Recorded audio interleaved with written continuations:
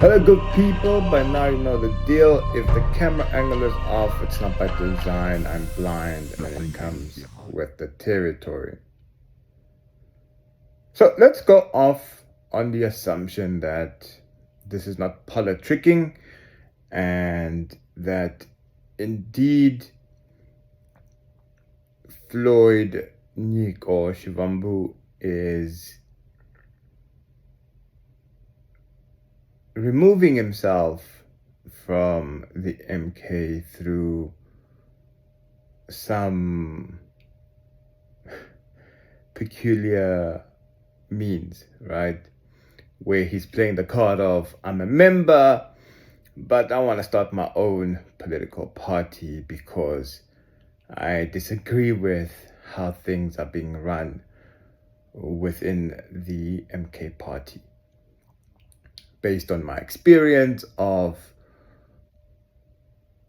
being part of the EFF, Gwafaru, Economic Freedom Fighters, and Gwakoko, the African National Congress.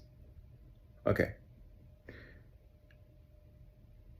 It would appear that Niko Shivambu is indeed on some media tour, which is strange, right? I say strange, not because I take issue with it, but rather there's so much invested in this. On the one hand, it could be because news media wants a bit of gossip, but there's so much happening in news that you wonder why editors would contemplate gossip at this point in time. But on the other hand, it could signal that indeed Shivambu has some financial institutional muscle behind what he's currently doing. I don't think that should be disregarded. The question is, who is that financial muscle? And why now? Right? And in terms of my opening remarks, I say so because, we can be a bit conspiratorial and think to ourselves, could this indeed be a movement that serves to assist the MK party? Because I believe that maybe Shivambu has been having additional conversations with Zuma. I think so. I think it's weird for it not to happen, right? That every time they meet, it's in official settings. That's not how the world works. That's not how politics work. And certainly, some of the decisions that we see happening in political parties, rest assured that they are discussed elsewhere before they make it into formal structures. We should not be naive as supporters and members and just observers externally. To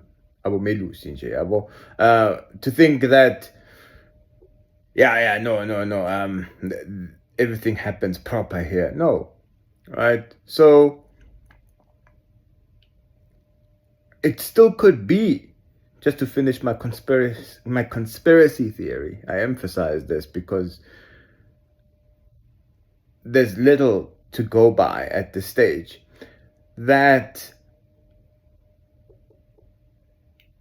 a decision was taken within the MK to be like, we are not really gaining any traction when it comes to this particular segment.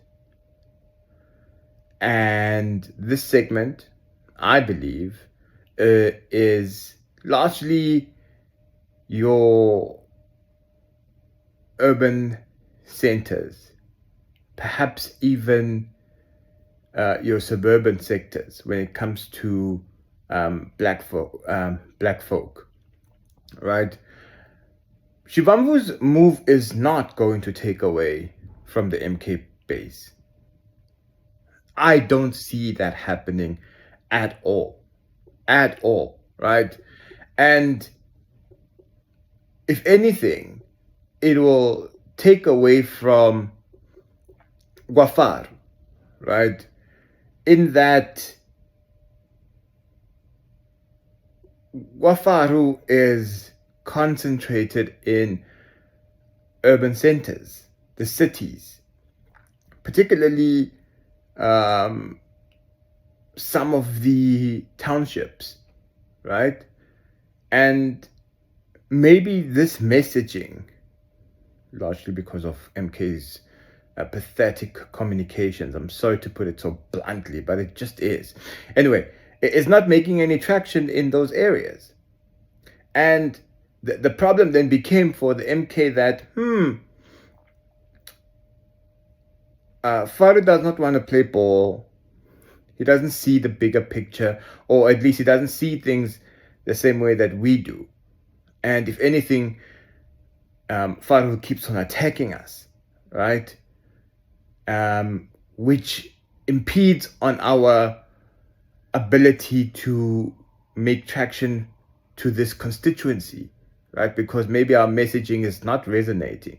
We don't have a firebrand of a 25-year-old, for example, that can go into these spaces and take over. I don't know. I mean, that's how I'm reading the situation. And I could be completely off, as I said, right? There's little evidence to go by, but so there is sufficient.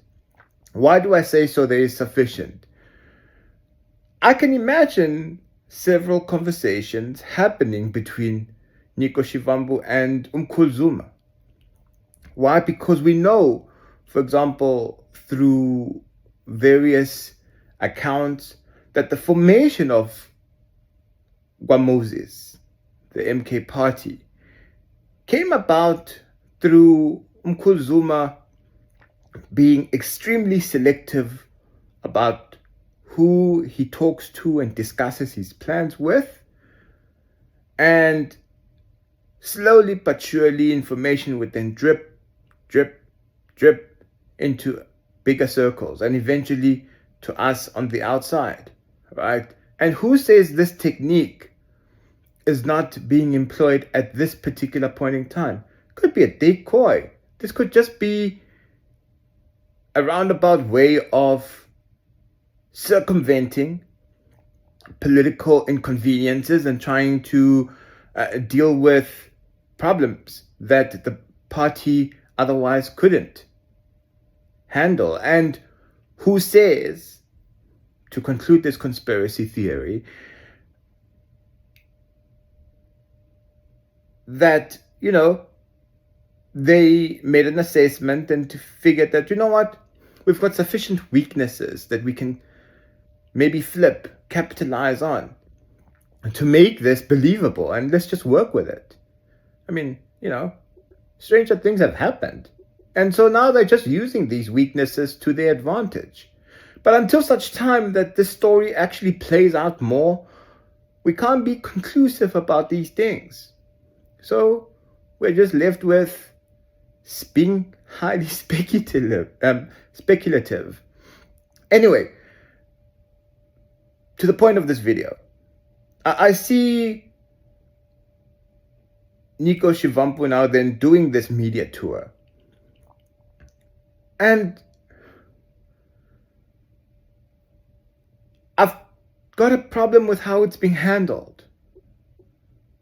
It's just not right. It just feels wrong, right? The inconsistencies are just crazy. There's this whole thing of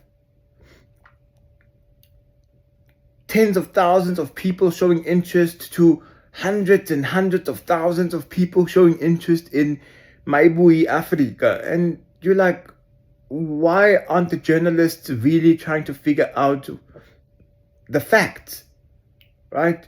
Why aren't they drilling down?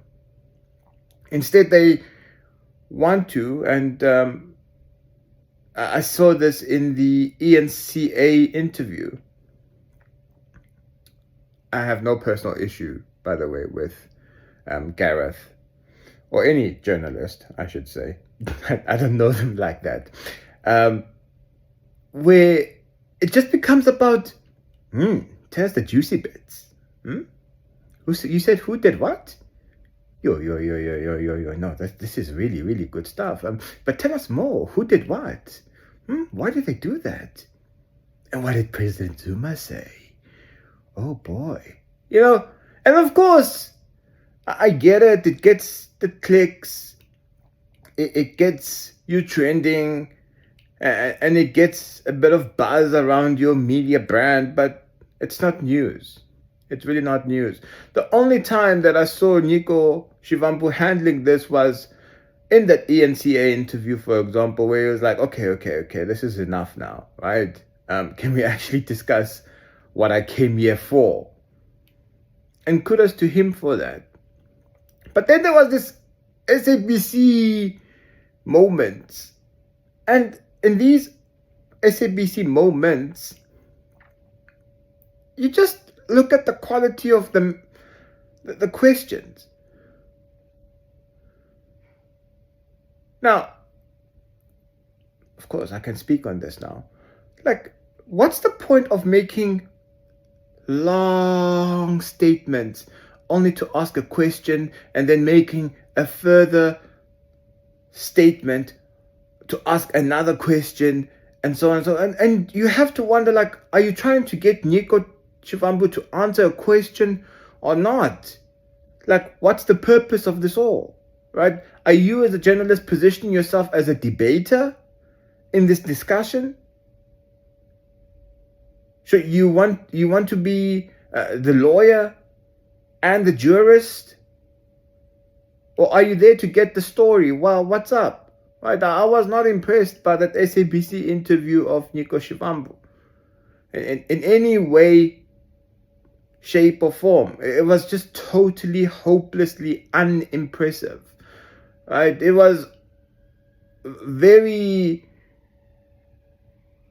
scant on details about Nhlamulo Shivambu, like question, answer, question, answer, question, answer. We didn't have to hear the journalist editorialize. It's a poor form of doing interviewing. And for that to be interspersed with, oh, we're running out of time. Like, who's making us run out of time? The only responsibility you have as an interviewer is to either say, Nick, I've asked your question, you're not answering it. Are you going to? Yes, no. Okay, next question. And that's how you should move. You can't be making statements and then wanting to position those as questions. No. Like, we've got to up our game.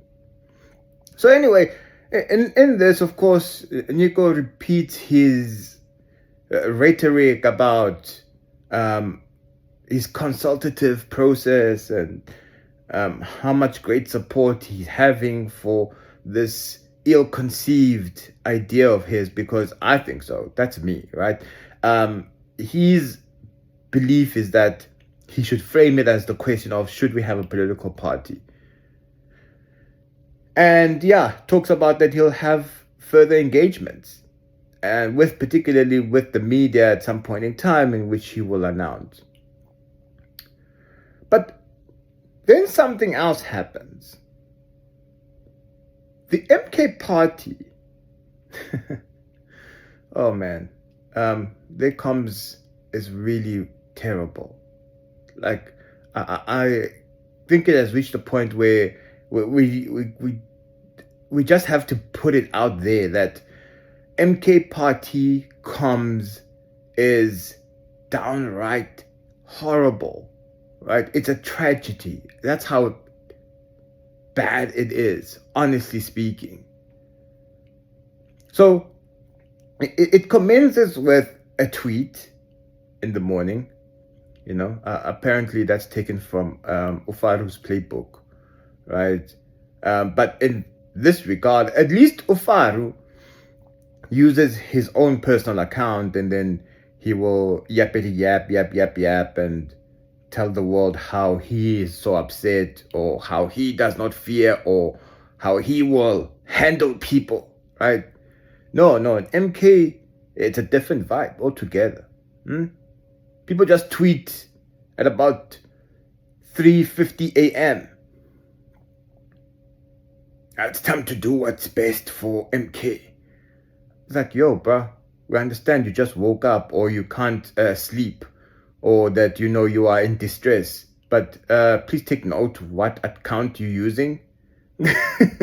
Unless, of course, that's how you roll. I mean, we don't know uskotani, no, not Tutuzile, how they view this thing. Maybe indeed it's a personal project. I mean, why else would you tweet such a thing? Are you really announcing anything of significance to your membership and to the world at large? As a revolutionary party that you claim to be? Because, revolutionaries just wake up and say, yeah, no, it's time to do things in the interest of our party. And then later on, things just change. And everything is like, yeah, no, we are indeed in revolution. So let's see how they advance the revolution from this 3:50 a.m. point. On a Tuesday, they go on to accept a media invite on the SABC conducted by Clement Manyatel, right? And who do they send to this interview? And of course they'll say he's the official spokesperson. It's none other Uskotani himself, Nhlamulo Ndhlela. It was a disaster. And what made me watch this interview, because I was not planning to, it was seeing some of the MK membership being on some, no, makes sense. Nhlamulo was trying. No, Nhlamulo did not handle anything in that interview. If anything at all, I think the silent game from the MK was actually the right strategy until they had their ducks in a row and figured out how they want to handle the situation, comms-wise, right? And besides, it was in keeping with the political program / strategy / philosophy / ethos of don't wrestle with the pigs. Apparently not anymore, right? Not anymore. We don't see this type of energy though when it comes to ubani le ofile lasempumalanga but Mary's ban Paddy, yeah. Mary Paddy, no, we have not seen a media interview about her, but nevertheless, cool. He goes to this interview and this is how terrible this is. He fails to address any of these questions substantively, right?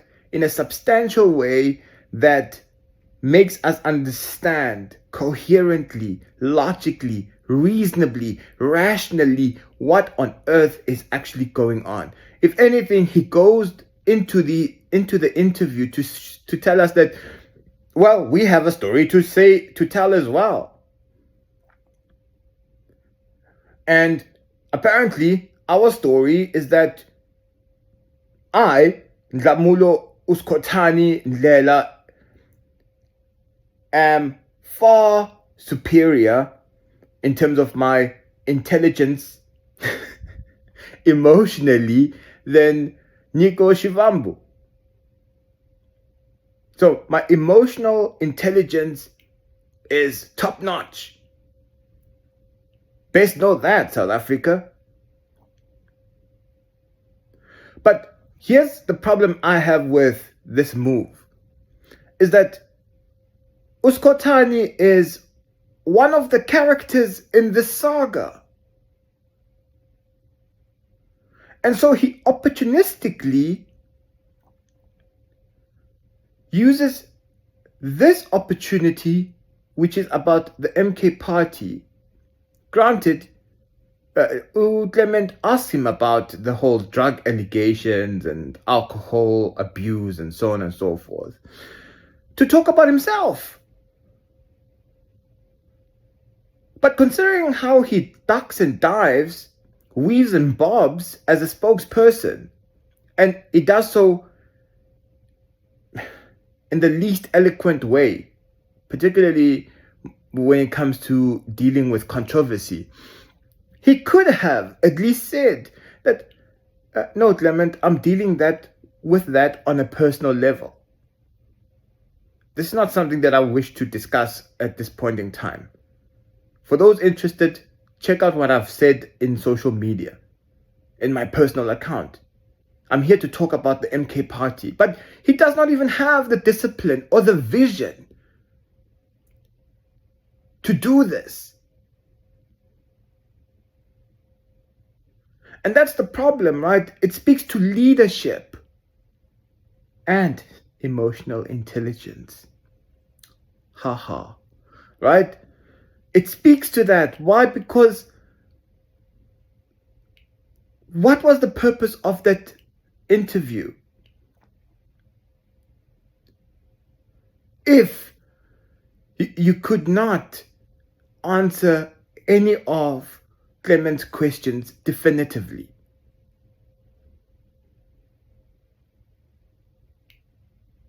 You came there to tell us that Zuma is intelligent, and to repeat a line that this man is a liar. He's a liar. He's telling lies. That's your narrative? But then you can't illustrate how this is so? But to show that the MK is bent out of shape when it comes to dealing with this public outfall or this issue about Shivambu, right? Even Nhlamulo Ndhlela is now joining in the fray. For a long time, MK parliamentarians and leadership would walk in lockstep. In fact, so much so, parliamentarians would not get involved in battles or fights that are not within their sphere, right? They wouldn't. But now, we've got this MP talking about, no, I feel sorry for Nhlamulo, unfortunately, this is what's going to happen. It's about the optics, blah, blah, blah. And then he name calls Shivambu. Why? Because what? He had to rep his boy? We had to know that he's riding with the Skotani crew. Why? Right? Why did Nhlamulo Ndhlela have to do that? And I say this not because I have an issue with Nhlamulo Ndhlela. In fact, I've had several conversations with him, and I quite like the guy because he's also an intellect, right? But considering how these people are moving, it's very amateurish. They're not handling things well. And what I liked about the silent game that the MK was playing up until this disastrous comms moment, yet another one, was that you had Ama Grootman, right? Mzwanele Mani, for example, dealing with organizational touchy issues, but not delving into this nonsensical fight between Uskotani no Shivambu and Duduzile, right? If ever people wanted to know issues about EMK, he would be the one answering these, right? Issues of policy, maybe inconsistency when it comes to things that weren't clear in the media, but it was never about this the squabble between these individuals. And yeah, it was awkward, but he was doing it. And he was doing it well enough. And that's what distinguishes some of these OGs to Abu Skotani, right? Because Uskotani couldn't even do that. Uskotani can't even give responses or deal with social media queries when pertinent questions about policy or parliament queries come through.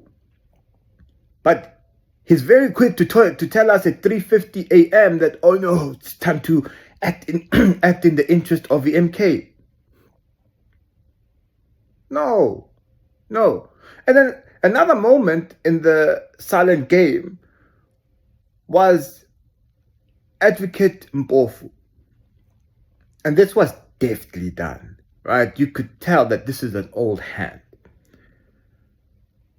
Advocate Mpofu comes through on social media and he basically says this will pass. It was a steady, reassuring moment for the MK membership. Well, I mean, not so much for me, but I'm not an MK member, right? So, but when you look at what he was doing there, it was to say, okay, this is a bit stormy. We recognize this, but rest assured, we are dealing with it. And soon, it all will be over. We're very close to our overall objective. So there were people doing enough on behalf of MK Party, if you read the statement in that context, for the party not to issue any statements or do any interviews. But now, the party, done so by the spokesperson himself, Uskotani, is involving itself in a he say, she say battle. It's not going to stop, but it's already done.